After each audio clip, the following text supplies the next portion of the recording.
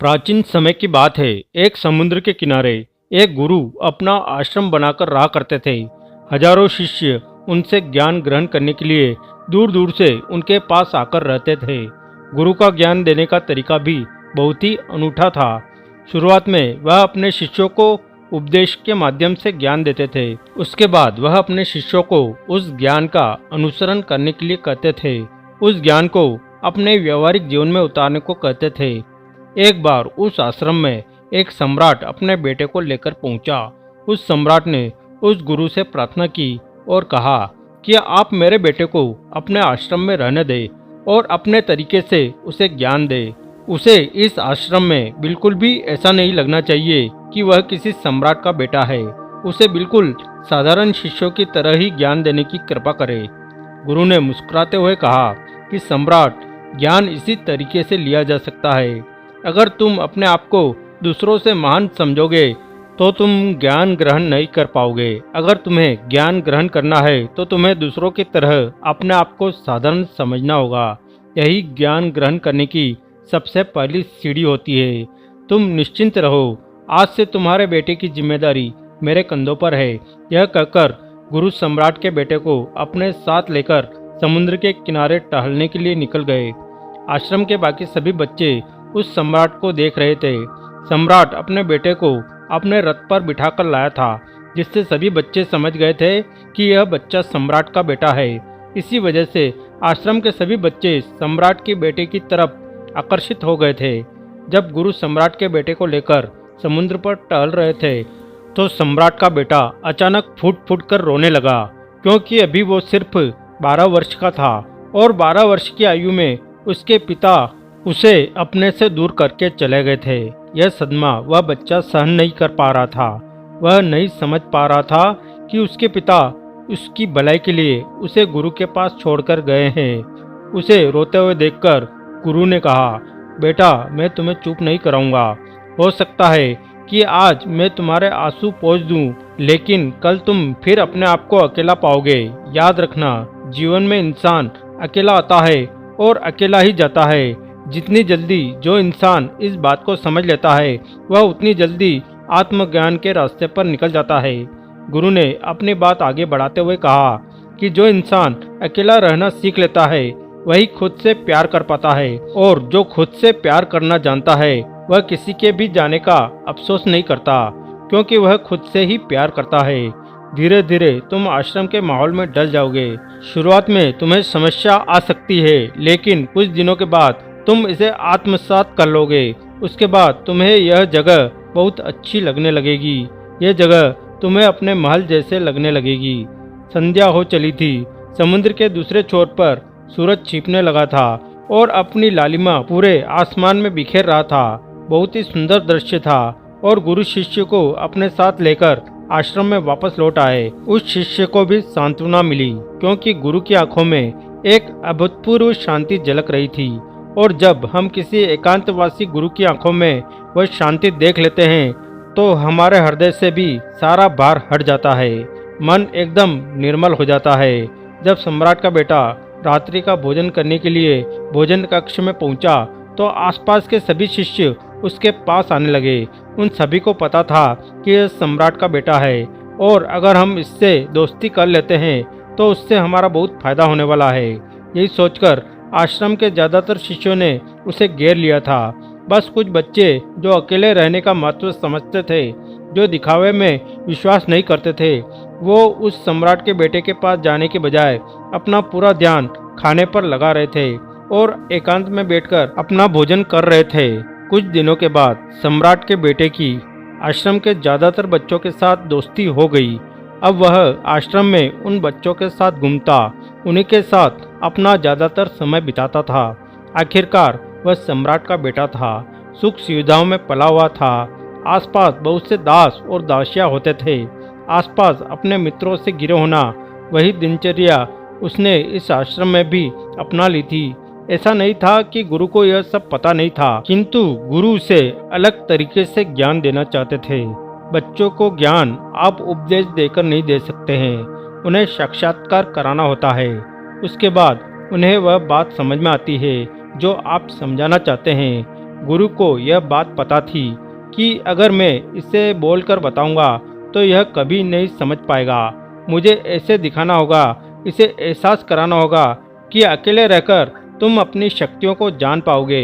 यह सीख देने के लिए गुरु एक दिन उस शिष्य को अपने साथ एक ऊंची चोटी पर ले गए। चोटी पर पहुंचकर गुरु ने उस शिष्य से कहा कि अब तुम्हारा ज्ञान पूरा हो चुका है, बस एक आखिरी रात तुम्हें यहाँ पर बितानी होगी। उसके बाद अगले दिन शाम को मैं तुम्हारे राजमहल में तुमको पहुंचा दूंगा। वो बच्चा ये सुनकर बहुत खुश हो गया कि अब मैं वापस अपने राजमहल चला जाऊंगा। फिर से मेरे दास और दासियां, सारी भोग की वस्तुएं मेरे पास होगी। उस शिष्य ने गुरु से पूछा कि गुरुजी, मुझे आज रात आप यहाँ चोटी पर क्यों रहने को कह रहे हैं? आखिर मुझे कौन सा आखिरी ज्ञान यहाँ से मिलेगा? गुरु ने मुस्कुराते हुए कहा, यहाँ पर चट्टान के पीछे तुम्हें छिप कर बैठना होगा।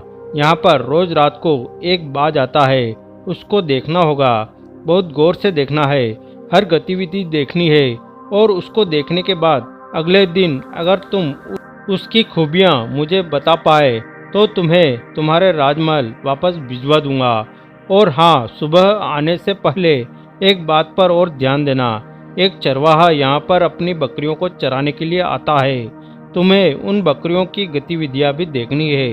याद रखना, बाज की गतिविधियाँ रात को और बकरियों की गतिविधियाँ सुबह।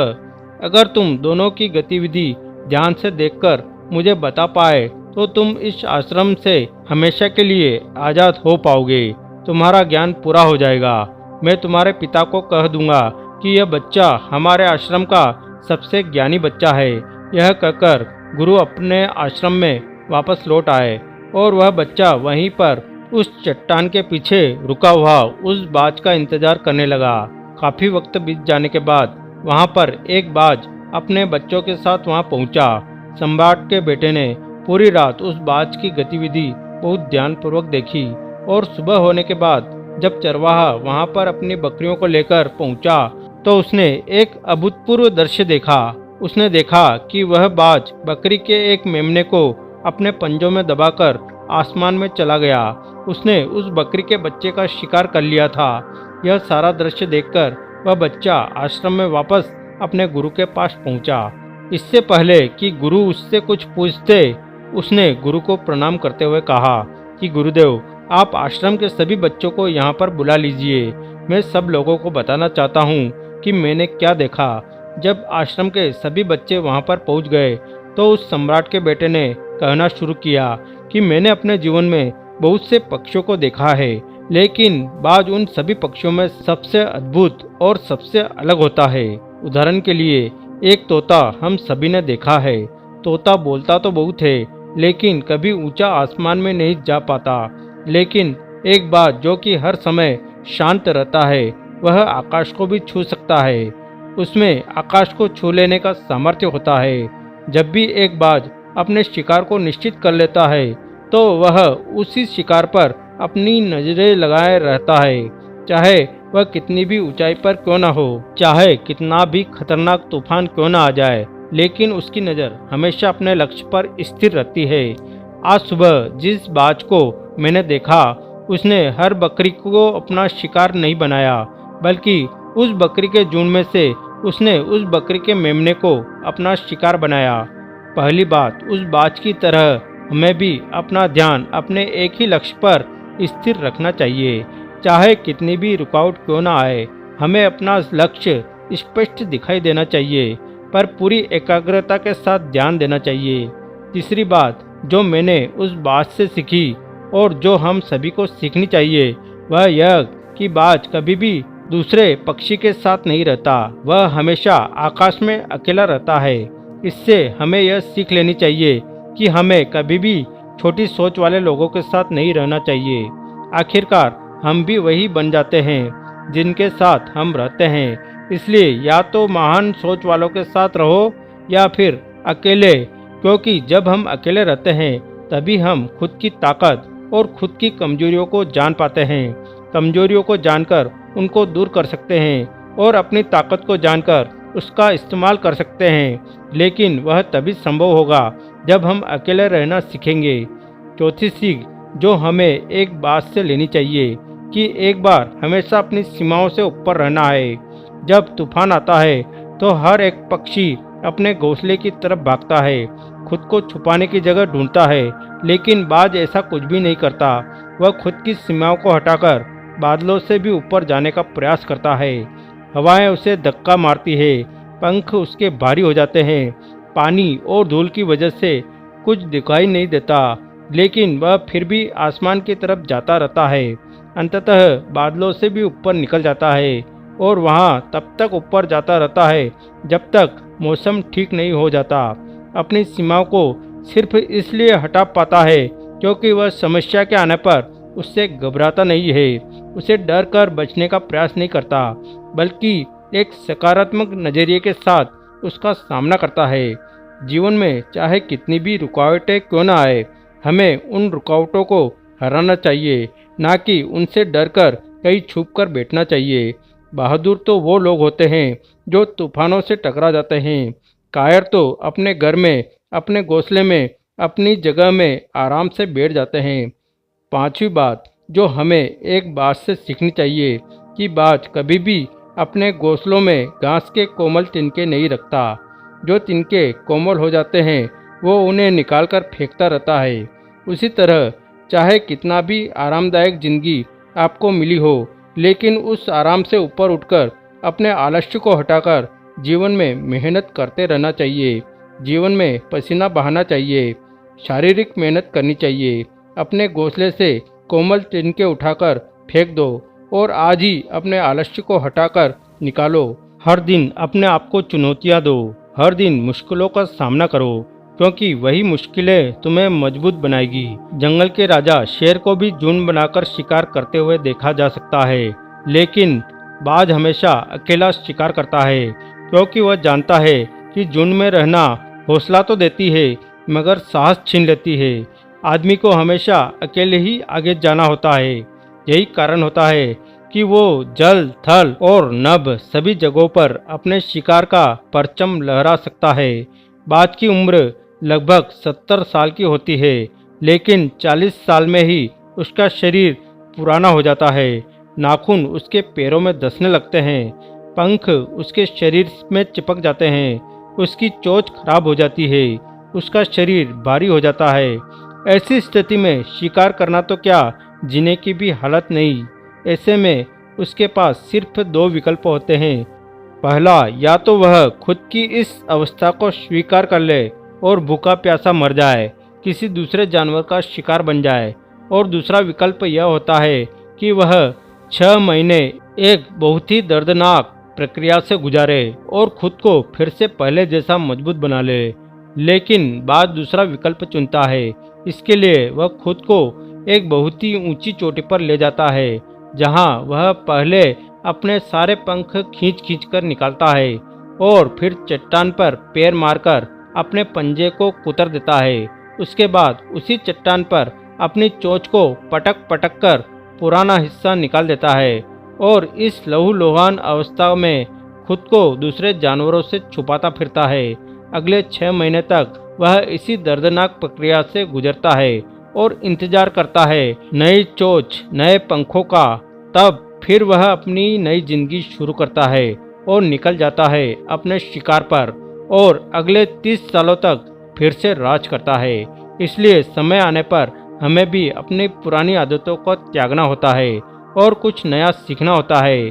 समय के साथ बदलना होता है, अपने आप को तैयार करना है, वरना हमारा भी शिकार हो सकता है, हम भी पीछे रह सकते हैं। इसके बाद सम्राट के बेटे ने बकरी की विशेषता बताते हुए कहा कि बकरी हमेशा झुंड में चलती है।